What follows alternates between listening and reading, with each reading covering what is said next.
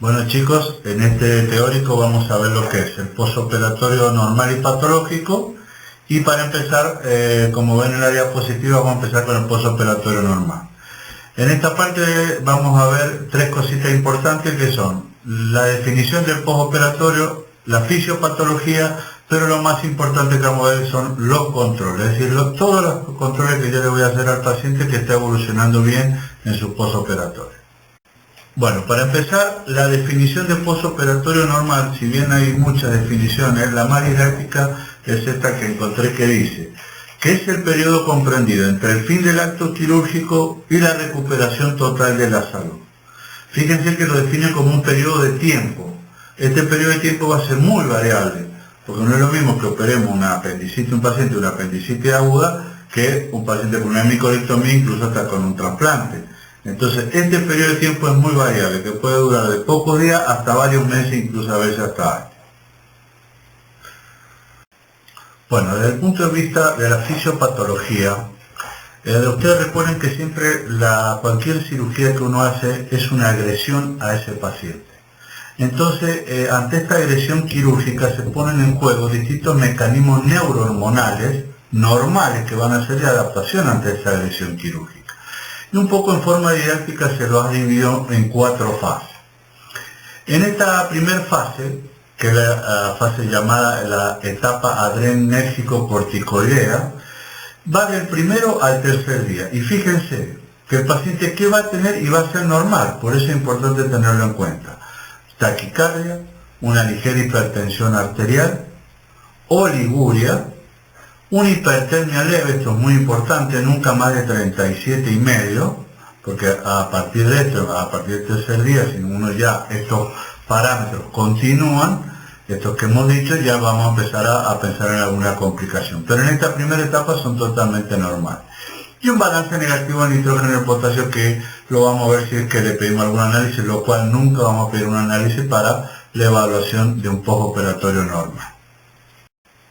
En esta segunda etapa, llamada del retiro corticoideo, de estabilización o punto crítico, va desde el tercero al séptimo día postoperatorio. Y fíjense que se regularizan el pulso y la temperatura, que se acuerdan que estaban aumentados, desaparecen los efectos adrenomedulares, aumenta la diuresis, es decir, se normaliza la diuresis del paciente, disminuye la eliminación urinaria de nitrógeno y de 17 hidroxicorticosteroides, y hay eosinofilia. Y acá repito otra vez, nunca le vamos a pedir un análisis de sangre o de orina para ver si estos parámetros están así, siempre el control clínico. La tercera fase, llamada fase anabólica, dura entre 2 y 3 semanas después de la cirugía. En esta fase vamos a ver una recuperación plena por acción anabólica y mineralocorticoidea fundamentalmente. Hay un balance positivo del nitrógeno y hay una recuperación del tono y fuerza muscular. Se acuerdan que fundamentalmente en las anestesias generales, donde se hace relajantes musculares, el paciente pierde, es decir, tiene cierta hipotonía y pérdida de su fuerza muscular. Bueno, en esta tercera fase recupera todo eso. Bueno, la última fase, la cuarta fase, que se llama la recuperación del peso. Que esta fase es muy variable. Fíjense que puede ir de varias semanas, incluso hasta meses. ¿Por qué? Porque va a depender del tipo de cirugía que hayamos hecho. Hay pacientes que por ahí no van a perder nada de peso, pacientes de una hernia inguinal, por ejemplo, pero vamos a tener pacientes con cirugías grandes, varios días, semanas, incluso meses de internación, que van a perder bastante su peso. Bueno, en esta fase hay un aumento de peso y acumulación de grasas. Bueno chicos, en esta diapositiva acá, como vamos a ver, esto es lo más importante del postoperatorio normal. Es decir, los controles que le vamos a hacer a un paciente que está recién operado. Fíjense que acá está toda la lista de los controles que vamos a hacer y vamos a ir viéndolos uno por uno. Bueno, con respecto a los controles cardiovasculares, fíjense, lo habitual de siempre. Tomarle el pulso y la tensión arterial, teniendo en cuenta lo que pasaba cuando vimos la fisiopatología en la primera fase, que esto puede estar un poco taquicardio con un poco de hipertensión arterial, que va a ser normal en este caso. Y en el caso que tuviera un paciente con un catéter de vía venosa central, podemos medirle la PVC, la presión venosa central, lo cual no es lo habitual, excepto por ahí en cirugías grandes que van a ser prolongadas, en que se suele colocar estos catéteres. A nivel de los controles respiratorios, ¿qué vamos a ver? Fíjense, el ritmo respiratorio, la frecuencia y la profundidad de las respiraciones, la coloración de piel y mucosa, por si el paciente llega a presentar alguna depresión y puede estar con cianosis.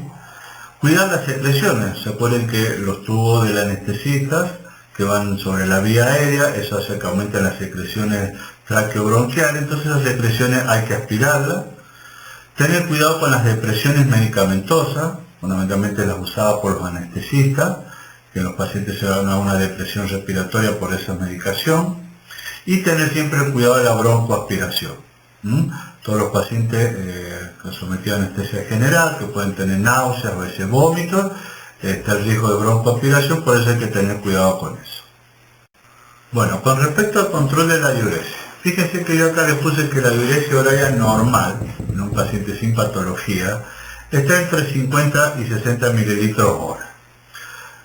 ¿Cómo controlarían ustedes la diuresis? Yo siempre en el teórico presencial les pregunto cómo lo harían. Y bueno, muchos me responden que colocando una sonda vesical o por ahí juntar la orina en un frasco, que se llama juntar en un brocal. Pero recuerden siempre lo más sencillo, chicos. Es la preguntarle al paciente, a ver, se levantó, fue al baño, orinó o se orinó estando acostado. Entonces con esa simple pregunta en un paciente que no tiene antecedentes de ninguna enfermedad renal, y les dice eso, con esa simple pregunta es suficiente y uno ya se queda tranquilo que el paciente está orinando bien. Y lo más frecuente es que el paciente hasta le diga, sí doctor, ya orinó 3, 4 veces por la acción del suero que hace que aumente la diuresis. En algunos casos, fundamentalmente en las anestesias raquídeas y en los hombres, puede hacer como complicación un globo vesical. Ahí sí, en esos casos usamos una sonda vesical. Otra situación en la cual podemos poner sonda vesical es cuando nosotros preveemos que va a ser una cirugía larga, donde va a haber que controlar la diuresis incluso dentro de la cirugía, o en aquellos pacientes que si ingresan deshidratados o tienen una patología previa a nivel renal, si necesitamos un control estricto de la diuresis, ahí colocamos sonda vesical. Pero lo habitual es que no se coloque. Con respecto al control del sensor, muchos pacientes después de la cirugía salen con un cierto grado de excitación y confusión mental. ¿Cuál es la principal causa de esto, chicos? De ese paciente que es típico que se quiere sacar el suero, se arranca la sonda, a veces incluso hasta se caen de las camillas. La principal causa es el dolor, chicos. Por lo tanto, como acá yo le pongo acá en la última parte de esta diapositiva, hay que calmar el dolor y evitar el uso de tranquilizantes y sedantes, por lo peligroso que puede producir una depresión respiratoria. Con respecto al control de la temperatura, recuerden que se hace varias veces al día, que suele hacer el personal de enfermería, y tener en cuenta lo que habíamos dicho en la fisiopatología, que del primero al tercer día, en la primera etapa, acuérdense que 37,5 es normal en los pacientes, y no pensar que el paciente tiene fiebre o que tiene alguna complicación. La temperatura rectal por ahí es necesaria, pero en la parte de los adultos, que es lo que manejamos nosotros, es muy raro hacerlo. Es importante sí la diferencial en los niños. Por lo tanto, nosotros no solemos usar la determinación de esta temperatura rectal. Con respecto al control de dolor, primero recuerden que todas las cirugías duelen, todas, unas más, otras menos, va a depender de varios factores, fundamentalmente de por ahí las incisiones chicas el dolor es menos, incisiones grandes el dolor es mayor, y también de la sensibilidad de cada paciente hacia el dolor. Lo habitual es que para controlar el dolor en la cirugía usemos las drogas, los DAINE que se llaman, los antiinflamatorios no esteroideos, fundamentalmente el diclofenac o el ketorolac. Las dosis por ahí van a ser muy variables dependiendo, como dijimos, del tipo de cirugía que hayamos hecho. Y en caso de que el paciente sea más propenso al dolor o tenga incisiones grandes, más dolorosas, usamos ya los derivados opioides, como el tramadol, el dextropropoxifeno, la nalbuphina y es muy raro que nosotros usemos la morfina. Fundamentalmente ya esto lo usan los anestesiólogos y durante el intraoperatorio, pero no en el paciente cuando está cursando su postoperatorio en la sala. Incluso se pueden hacer combinaciones de DAINE con derivados opioides a dosis determinada de acuerdo a cada paciente. Bueno, con respecto al control del líquido, fundamentalmente en las cirugías, por supuesto, abdominales. Ustedes recuerden que siempre que uno hace una cirugía abdominal hay cierto manoseo de las vísceras, por lo tanto se produce lo que ven acá en el segundo punto, es un hilo fisiológico postoperatorio, es decir, un hilo normal que dura de 2 a 3 días y que después solito el paciente recupera su tránsito intestinal. ¿Cómo haríamos este control del hilo? Yo acá le puse presencia de ruido de aéreo, por supuesto, vamos a examinar controlar que tenga ruido de aéreo. Yo siempre también les pregunto a ustedes, ¿qué le preguntarían al paciente para controlar a ver cómo está su funcionamiento intestinal? Y fíjense, como decíamos con respecto a la diuresis, la simple pregunta, a ver, eliminó gases, fue al baño, hizo de cuerpo. Con esa simple pregunta uno ya sabe que su intestino está funcionando bien. En algunos casos, si el paciente está con muchas náuseas, incluso con algunos vómitos, podemos hacer el uso de la sonda nasogástrica. No es lo habitual, pero se puede hacer. Como vemos acá, ahora viene el cuidado de las heridas, drenaje y ostomía. Con respecto a las heridas, el paciente se va a la casa, nosotros cuando le damos el alta y le decimos que hay un lavado, tiene que hacerse el lavado de herida con agua y un jabón neutro. Se retiran los puntos en 10 a 15 días y lo habitual que esa herida a las 24 horas quede al aire libre, sin cobertura. Cuando siempre, por supuesto, hablando de que una herida está evolucionando en forma normal. Con respecto a los drenajes, ¿qué es lo que tenemos que ver si hemos colocado un drenaje? La calidad y la cantidad de líquido que sale, es decir, qué es lo que sale y cuánto sale, ya sea que salga sangre, que salga líquido pancreático, biliar, lo que sea, tenemos que evaluar eso, qué es lo que sale y cuánto sale. Y con respecto a las ostomías, cualquier ostomía que nosotros hagamos, se puede que es fundamental, nosotros cuando hacemos una ostomía cortamos el meso para que nos llegue a la pared, entonces por el meso viene su irrigación. Y entonces una de las complicaciones de la ostomía es que se nos necrose. Entonces es fundamental sacar la bolsita y ver la vitalidad y funcionamiento de esa ostomía. La vitalidad la vamos a ver con la coloración propia de la mucosa. Viene ese color rosado, nos está indicando que está bien vital. ¿Y qué es lo que sale? En cuanto a su funcionamiento, si es una colostomía, que salga materia fecal, una ileostomía contenido intestinal y así respectivamente.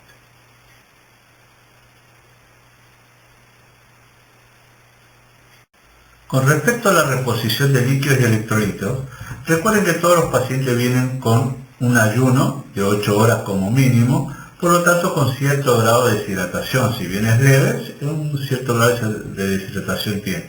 Y por ahí si es una cirugía de urgencia o que ha tenido vómito, diarrea, también se suma a su cuadro de deshidratación. Por lo tanto hay que tener en cuenta de reponer todas esas pérdidas, tanto sensibles como insensibles, y lo habitual es el uso de solución fisiológica alternado con dextrosa al 5%. ¿Cuánto le vamos a reponer? Y va a ser muy variable esto, chicos, porque va a depender del tipo de cirugía, cuánto duró la cirugía, si el paciente estaba deshidratado o no. Por lo tanto, la cantidad de solución fisiológica de dextrosa a pasar va a ser muy variable dependiendo de todos estos parámetros que dijimos. Con respecto al tratamiento antibiótico, en toda la cirugía se va a hacer un tratamiento profiláctico. ¿Y profilaxis contra qué germen? Te van a preguntar. Bueno, ¿cuáles son los gérmenes habituales que tenemos en la piel? Fundamentalmente el Staphylococcus aureus. Por lo tanto, como profilaxis, en esos casos, por ejemplo, una hernia inguinal, con una cirugía totalmente limpia, vamos a hacer profilaxis contra este germen con una cefalosporina de primera generación. Por ejemplo, una cefalotina. Por eso que tiene que ser una cefalosporina por vía endovenosa, no por cefalosporina las vías orales.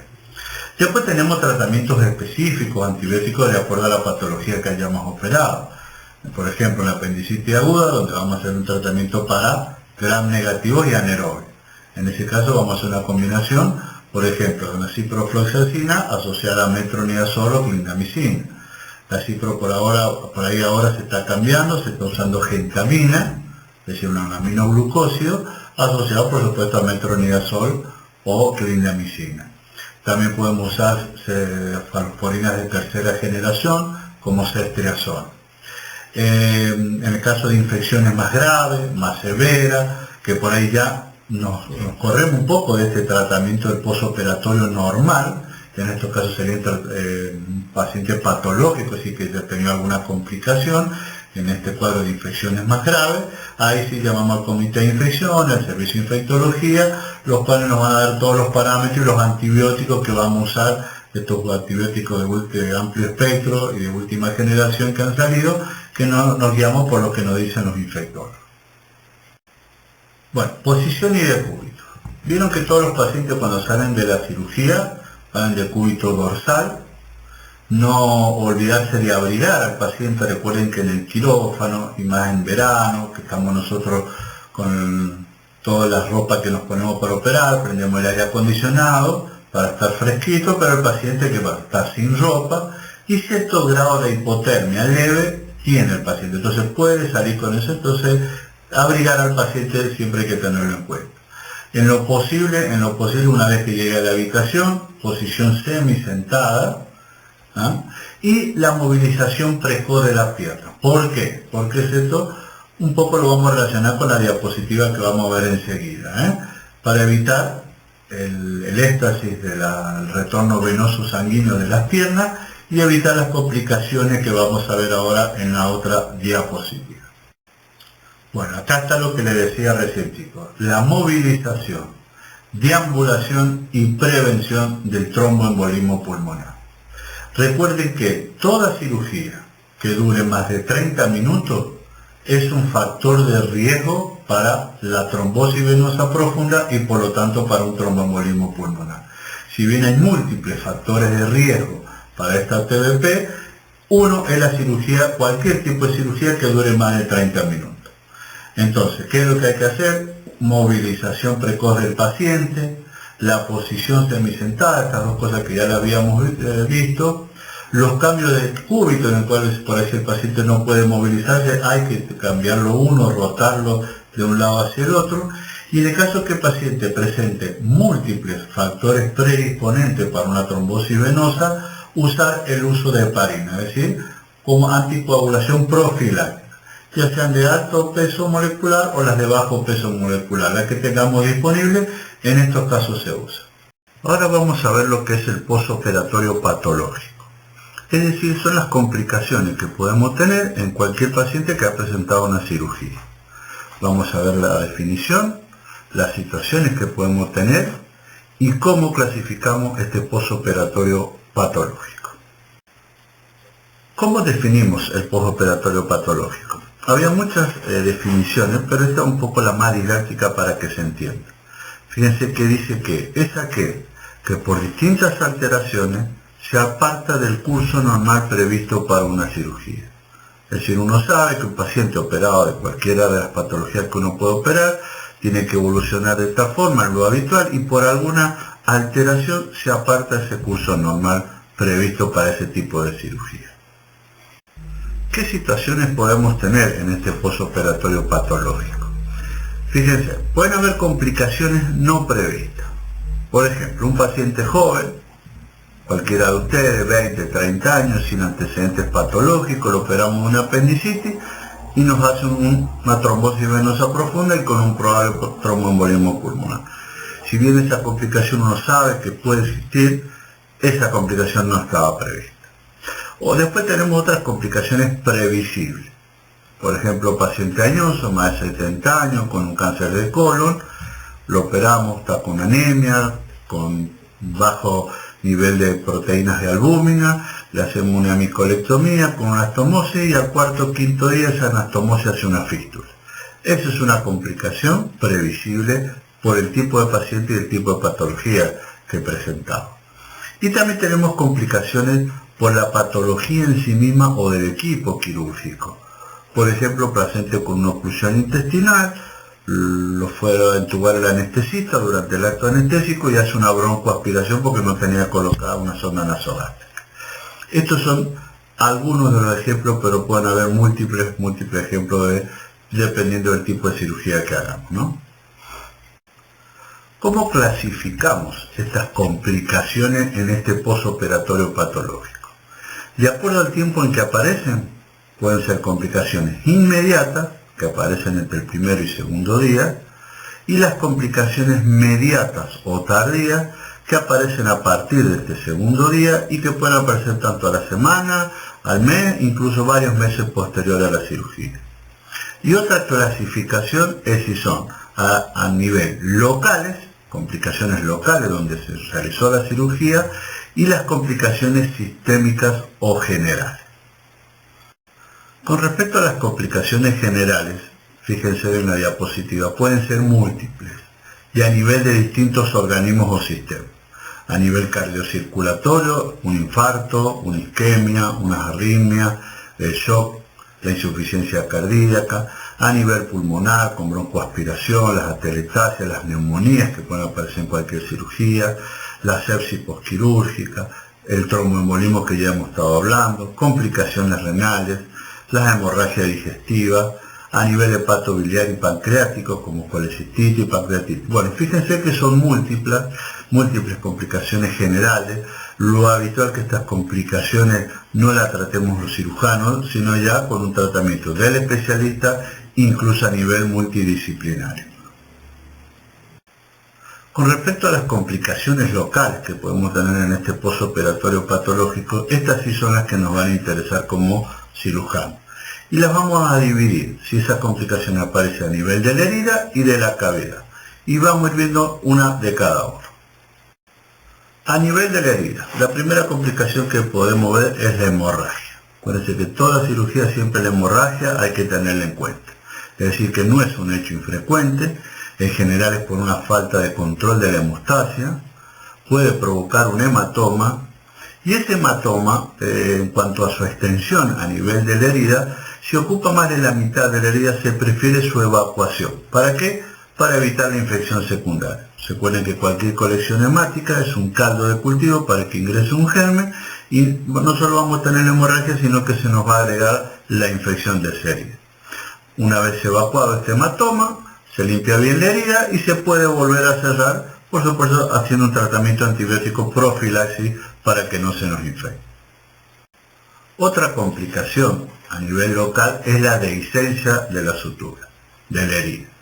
La dehiscencia puede ser solamente de piel, por una necrosis o por infección de la misma, pero otras veces puede ser la evisceración. ¿Qué es una evisceración? Es la salida de las vísceras abdominales a través de los planos de la laparotomía. Esta complicación suele ocurrir en la primera semana del posoperatorio, es raro que ocurra en el primer día o segundo día, suele ocurrir entre el tercer, cuarto o quinto día, cuando el paciente se levanta, por ahí hace un pequeño esfuerzo, hace un episodio de tos, y ahí aparece esta evisceración. ¿Cómo clasificamos a la evisceración? La evisceración se clasifica en 3 grados de acuerdo a qué nivel ha llegado el contenido abdominal fuera de su cavidad. El grado 1, cuando el contenido no sobrepasa el peritoneo. El grado 2, cuando el contenido visceral está entre el peritoneo y la piel. Y el grado 3, cuando el contenido sobrepasa la piel. Es decir, tenemos una evisceración completa en ese caso. ¿Qué signos y síntomas va a tener un paciente con una evisceración? Por supuesto que va a depender del grado de evisceración, pero es frecuente que el paciente tenga una herida turgente y edematosa, y muy característico es la salida de un líquido serohemático, que se lo llama como lavado de carne, pero cuando nos dejan una carne en una fuente para desfrizarla, y ese líquido que aparece ahí en esa fuente de ese color, bueno, a este paciente le sale por la herida, entre los puntos, pero lo característico de esta salida de este líquido es la cantidad que sale. Se mojan mucho los apósitos, las gasas, hay que cambiarlo cada 2 o 3 horas, mancha toda la ropa del paciente, incluso hasta la sábana. Eso es muy característico de una evisceración, que lo solemos ver en los pacientes con una evisceración por ahí grado 1 o 2, en la cual no vemos las vísceras, pero sí sabemos que tiene abierto su peritoneo y aponeurosis. Otro signo o síntoma que puede tener es un hilio regional, incluso la palpación de intestino a nivel del tejido celular subcutáneo. En este caso, cuando vemos estos signos y síntomas, vamos a hablar de una dehiscencia parcial o eventración aguda. Por ahí el término eventración nosotros lo dejamos para aquel paciente crónico, operado, que ya lleva varios meses y que se ha abierto su aponeurosis pero tiene su piel intacta. El término más usado por ahí en estos casos es el de visceración cubierta. Como decía anteriormente, tiene la piel con todos los puntos cerrados, pero tiene peritoneo y aponeurosis abierto con esta sintomatología que dijimos. Por supuesto, la mayoría de todas estas evisceraciones son de tratamiento quirúrgico y hay que reoperar al paciente. La tercera y última complicación que podemos tener a nivel de la herida es la infección. Fíjense que la infección de la herida operatoria es la causa más común de un síndrome febril postoperatorio. Cuando ustedes tengan un paciente operado, tercer, cuarto día, que comience con fiebre, lo primero que tenemos que pensar es en esta causa, la infección de la herida operatoria. Después, como causas más frecuentes también de fiebre, ya que lo vamos a decir acá, en un paciente que cursa un postoperatorio, son las infecciones a nivel respiratorio, las infecciones urinarias y la flebitis donde tuvo colocados los catéteres de las vías venosas que tiene colocado el paciente. Esas son como causas más frecuentes. Los índices de infección van a depender dependiendo del tipo de herida que tengamos. Una herida limpia, por ejemplo una hernia inguinal, el porcentaje de infección es muy bajo, fíjense, del 1 al 2,5%. Una herida ya limpia contaminada, por ejemplo la colecistitis aguda, el porcentaje va aumentando, 6 a 8%, las heridas contaminadas del 15 al 20%, y una herida sucia, por ejemplo un divertículo de colon perforado con una peritonitis fecal, el porcentaje de infección es bastante elevado, más del 40%. Por supuesto, para que se produzca esta infección hay factores que predisponen, pacientes diabéticos, con anemia, con inmunosupresión o incluso con cirugías prolongadas también predisponen a estos cuadros. ¿Qué signos y síntomas va a tener un paciente que tiene una infección de la herida operatoria? Fíjense, por supuesto que va a tener la fiebre, un cierto grado de intranquilidad, taquicardia, taquipnea. Acá comenzamos ya con los estudios complementarios, donde vamos a ver si le pedimos un hemograma leucocitosis con desviación a la izquierda en su fórmula leucocitaria. A nivel local, ¿cómo va a estar el día? Con todos los signos y síntomas de inflamación. Fíjense en el dolor, el enrojecimiento, calor y edema. Por supuesto que este dolor, recuerden que la infección va a aparecer al cuarto, quinto, sexto día, lo habitual, cuando el paciente ya tendría que tener menos dolor, bueno, acá sigue con ese dolor o incluso se incrementa. A veces hay infecciones graves, llamadas infecciones necrotizantes o fascitis necrotizantes, con cuadros de miositis, producida por Clostridium o beta hemolítico, donde en estos casos la conducta quirúrgica tiene que ser muy agresiva y rápida. Estos pacientes en 24 horas evolucionan de forma muy rápida con esa infección que no solo afecta la piel y el tejido celular subcutáneo, sino a nivel aponeurótico y de músculo. La conducta acá tiene que ser agresiva en cuanto a la resección y el debridamiento de todos los tejidos comprometidos, dejando toda la herida abierta y por supuesto con el tratamiento antibiótico adecuado para esos gérmenes. Pero ¿qué es lo más habitual con respecto a la infección de la herida? Esto. La forma más común de infección es la celulitis localizada o el absceso purulento. Es decir, aquel paciente que entre el cuarto y el séptimo día postoperatorio comienza a salir un líquido de tipo purulento entre los puntos de la herida quirúrgica. Este cuadro de infección es producido habitualmente por el Staphylococcus aureus y su tratamiento es poco agresivo en comparación con lo que dijimos recién. Acá con la apertura a lo mejor de 2 o 3 puntos de la herida, un buen lavado de la misma, por supuesto dejamos la herida abierta, el tratamiento antibiótico adecuado y con eso resolvemos el problema. Esto es lo más habitual con respecto a las infecciones de la herida operatoria. Con respecto a las complicaciones que pueden aparecer en la cavidad. La primera, la hemorragia. Fíjense que su forma más frecuente de presentación es por los signos de hipovolemia o shock, todos los que ya conocemos. La taquicardia, la hipotensión, la palidez, el trastorno de conciencia. Menos frecuente es que hagamos el diagnóstico por la salida de sangre por el drenaje. ¿Por qué? Porque primero, a veces no dejamos drenaje y lo mismo puede sangrar. Y en otra ocasión, incluso dejando drenaje, hay que tener en cuenta que la sangre se coagula, puede tapar ese drenaje y no vamos a ver salir sangre por él mismo. Por lo tanto, el paciente puede estar sangrando, puede estar en un cuadro de shock y no vemos la salida de sangre por el drenaje. O sea que es muy importante acá la clínica del paciente. Suele producirse por un mal control de la hemostasia. Acá sí, por supuesto, vamos a empezar ya con más estudios complementarios, no solo el hemograma para ver el hematocrito, paciente que ingresó por una cirugía programada con un hematocrito, por ejemplo, de 38-40, acá por ahí lo podemos tener en un 30, 28, incluso menos.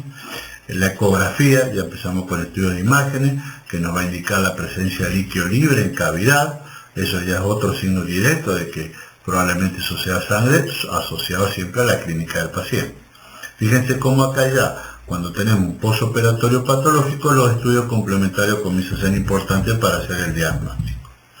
Por supuesto, en el tratamiento de esta hemorragia va a ser la reposición de la volemia, a veces incluso necesitamos transfusiones de sangre, y la reexploración quirúrgica, ya sea que la hagamos por vía abierta o por vía laparoscópica, de acuerdo al entrenamiento o los elementos que tengamos disponibles en el quirófano donde vamos a reintervenir a ese paciente. Otra complicación a nivel de la cavidad son las colecciones. Fundamentalmente pueden ser de dos tipos estas colecciones. El derrame de bile, que puede presentarse de dos formas, produciendo un bilioma, que es una colección subhepática, diagnosticada por una ecografía y tratada habitualmente con un drenaje percutáneo. Es una complicación relativamente sencilla que puede tratarse en forma percutánea. Pero otra forma de presentación de este derrame de bili es con un coleperitoneo, es decir, el derrame de bili en cavidad que obliga a una reexploración quirúrgica. Por supuesto, en estos casos no solo vamos a ir a lavar esa cavidad peritoneal llena de bili, sino ir a tratar su causa. ¿Qué pasó? Se nos soltó el clip del cístico y hizo el coleperitoneo, lesionamos la vía biliar. Bueno, la causa que haya sido la que produjo este derrame de bili hay que solucionar en este momento. Otro derrame que podemos tener con colecciones es el de orina, produciendo una peritonitis urinosa. Estas peritonitis urinosas generalmente se dan en aquellas cirugías fundamentalmente urológicas, ginecológicas, y las que nos competen a nosotros desde el punto de vista quirúrgico son las cirugías colónicas. Uno cuando hace una hemicolectomía, sea derecha o izquierda, siempre hay que visualizar y localizar el uréter. ¿Por qué? Porque una de las complicaciones es la lesión del uréter, que puede pasar desapercibida, lo cortamos, no nos damos cuenta y el paciente al tercer o cuarto día presenta esta peritonitis urinosa, que por supuesto son de tratamiento quirúrgico. Otra complicación que podemos tener a nivel de la cavidad son los abscesos. Fíjense que los abscesos son una causa de síndrome febril postoperatorio, no de la más frecuente como habíamos visto en el caso de las infecciones de la herida operatoria, pero sí una causa de fiebre. Da síntomas locales que ayudan a orientar su localización. Por ejemplo, la palpación de un tumor. Séptimo, octavo, décimo día postoperatorio, al paciente se le palpa un tumor, el dolor que va a tener, que por el tiempo de evolución de su cirugía tendría que tener menos dolor, bueno, acá el paciente tiene más dolor de lo habitual, los signos de hilo regional, a nivel de los abscesos subfrénicos pueden aparecer derrame pleural y atelectasias laminares. Acá comenzamos también con los estudios complementarios para hacer diagnóstico a nivel de laboratorio, seguramente vamos a tener leucocitosis con desviación de su fórmula izquierda, y lo más importante son los estudios de imagen. Con una ecografía y una tomografía abdominal, nosotros ya podemos hacer el diagnóstico definitivo asociado a la clínica del paciente. Con estas dos cosas pasamos ya al tratamiento. Lo habitual ahora es que los abscesos, dependiendo también de su localización, pero la mayoría de los abscesos se pueden hacer un drenaje percutáneo, que es mucho menos agresivo, con recuperación más rápida del paciente, y en el caso que no se pueda hacer, por supuesto, el tratamiento quirúrgico. Todos los abscesos hay que drenar, ya sea por vía abierta o por vía laparoscópica. Y asociado a esto el tratamiento antibiótico y de soporte general, ya que estos pacientes suelen ser críticos. Bueno, otra complicación que puede aparecer a nivel de la cavidad son las fístulas.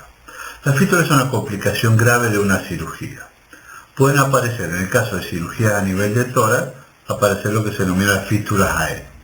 Las fístulas aéreas se manifiestan por la salida de aire en forma permanente y persistente por el tubo pleural con el colapso pulmonar consiguiente. Recuerden que en cualquier cirugía de tórax que se haga, siempre uno deja un tubo pleural de drenaje para permitir la expansión pulmonar. Bueno, por ese tubo pleural nosotros vamos a ver, en el caso que se produzca una fístula, la salida de aire en forma permanente y persistente. A nivel digestivo, las fístulas se van a manifestar, ya sea si dejamos un drenaje, por la salida de líquido a través de ese drenaje, o si no, por un cuadro de una peritonitis aguda posoperatoria. Por supuesto, estas fístulas son muy variables, todo va a depender de qué cirugía hayamos hecho y la complicación de fístula que podamos tener, ya sea una fístula biliar, una fístula pancreática, una fístula intestinal, una fístula a nivel gástrico. Entonces es muy variable el tipo de fístula de acuerdo a la cirugía. Las fístulas intestinales tienen una característica que obligan al control del medio interno, ya que son de pérdida de mucho contenido líquido y electrolitos. Y la infección, que la infección suele ser la causa que estos pacientes se nos mueran. Se las ha dividido estas fístulas intestinales en leves o graves, de acuerdo a cuántos mililitros da por día. Las leves es cuando la pérdida no es mayor de 200 mililitros. Y las graves cuando es mayor a 200 mililitros. ¿Por qué es importante saber esto? Porque el tratamiento va a depender del tipo de fístula que tengamos, su altura dentro del aparato digestivo y el débito que tenga, si son leves o graves. ¿Por qué? Porque hay fístulas que si yo la tengo conducida a través de un drenaje con un débito bajo, menor de 200 mililitros, el paciente lo puedo alimentar, ese paciente por ahí no va a requerir un tratamiento quirúrgico, va a tener un tratamiento médico expectante y esa fístula puede cerrarse. Pero puede pasar también que si tenemos una fístula grave, que a lo mejor no está drenada o no está bien drenada y hace una colección, ese paciente sí va a ser de tratamiento quirúrgico, lo cual agrava su cuadro general. La última complicación que puede aparecer a nivel de la cavidad son los oblitos. ¿Qué es un oblito? Un oblito es un cuerpo extraño olvidado en la cavidad operatoria. Esta complicación es rara, chicos, no es muy frecuente que aparezca. Suele dar puede ser que dé una complicación inmediata, pero lo más frecuente es que sea tardía. ¿Y cuáles son los oblitos que uno puede olvidarse? Son varios, las gasas, las compresas de gasa, las pinzas, eso por ahí un poco hasta anecdótico. Yo creo que una sola vez me he enterado de que alguien se haya olvidado una pinza, realmente eso es muy infrecuente.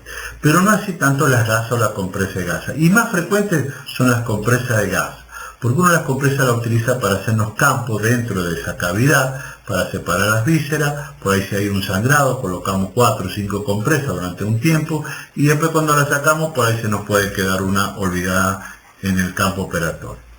Entonces, ¿cómo se va a manifestar este cuadro clínico de un oblito dentro de la cavidad? Puede ser por la presencia de un tumor. Recuerden que es un cuerpo extraño, el organismo va a tratar de bloquearlo a través del epiplón de la víscera y formar una tumoración que uno pueda palpar. A veces síntomas infecciosos, como un absceso, y también están descritas las fístulas internas o externas, es decir, el cuerpo extraño va horadando algún órgano intraabdominal, rompe su pared y forma la fístula. Están descritas las fístulas intestinales, entre intestinos, incluso fístulas externas a través de la horadación de la pared del recto y la aparición de la compresa de gasa a nivel anal, por el orificio del ano. También en pacientes que están histerectomizadas, a través de la cúpula vaginal, el cuerpo extraño va horadando la pared de la cúpula y la aparición de esa compresa de gasa a nivel de la vagina. Son cosas extrañas, raras, pero que pueden reaparecer. Por supuesto, todas estas complicaciones cuando dan este tipo de síntomas requieren de reoperaciones y muy importante tener en cuenta esto que dice acá el último, que traen aparejados problemas legales. Por supuesto, uno en estos casos por ahí es difícil el manejo cuando uno reopera a un paciente con este tipo de complicaciones, porque después, ¿qué le decimos al paciente y qué le decimos a la familia? Bueno, por ahí si uno trata de minimizar un poco, siempre que tengamos la certeza de que la cirugía que nosotros estamos haciendo el paciente va a andar bien, porque si yo tuve que hacer una resección intestinal con anastomosis se me puede complicar, entonces por ahí no hay que minimizar esta complicación, hay que decir la verdad, qué es lo que pasó, y bueno, y de ahí los familiares o el paciente decidirán si continuar con alguna demanda legal o no.